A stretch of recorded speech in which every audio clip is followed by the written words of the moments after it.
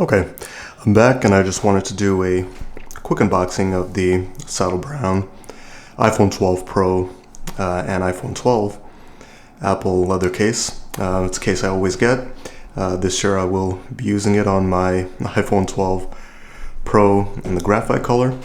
So let's unbox it. I think it's a pull tab. Yep, there it is.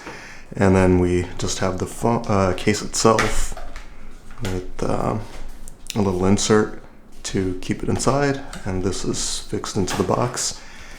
And then we have some paperwork in the case itself. This might just be some warranty information that we never read. And then this little card over here with some, here actually it says, this case is made with high quality supple leather to protect your iPhone. Natural leather material which will age over time, which is actually kind of what I like about the saddle brown material, that it darkens and gets worn over time. It looks a little rugged and worn in. So here's our embossed Apple logo, the camera cutout with a plastic ring on it, the aluminum kind of brown, almost like a bronze buttons, the ring switch, mute switch cutout. And on the bottom here is the cutout for the lightning port and the speakers. So let's pop the iPhone. Oh, and then of course on the inside is your little ring for MagSafe. And for the leather ones this year on Apple's website, they also show how if you use a MagSafe charger, the leather will also wear around the ring where the MagSafe I guess heats up. So you'll get a little, you might get some discoloration over here. I haven't used MagSafe yet, and I don't think it would bother me that much anyway to see that discoloration, because you know, having the case wear in is kind of what I like. So there you see the little brown ring to show that it's a MagSafe accessory and the iPhone recognizes it. And this is what the case looks like with my graphite 12 Pro. Pretty nice.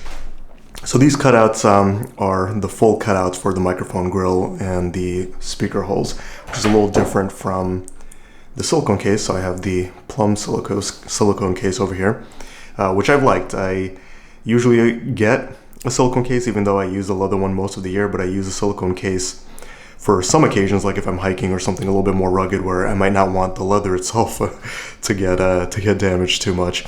In the past, I haven't been really a fan of Apple silicone cases so much, because over time it loses some of the softness and becomes kind of a tacky kind of a rubber and like chips a lot.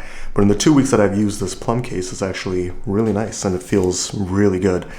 This year I've actually liked, there's something, you know, like a little bit different with the silicone material, and I've liked it a lot. But we can see here on the silicone case they have individual cutouts for the holes. So that's the plum case, and this is the leather case. And one thing I'm kind of noticing, actually, a very minor thing, is that the little punch out for the mute switch doesn't seem like symmetrical, like it's not a perfect oval cutout. I don't know if we can see it compared. Yeah, there you can kind of see how like the angle comes down a little bit instead of being a little circle hole. So I don't know, maybe there's some differences in production, and it's also leather as a natural material and stuff. So there you have it, both cases. And I think I might have a video coming up soon on the iPhone 12 Pro. Been using it for, you know, since launch, and you know, coming from an 11 Pro, and I might have my thoughts coming up on that. So look out for that video. There are the cases. Thanks for watching.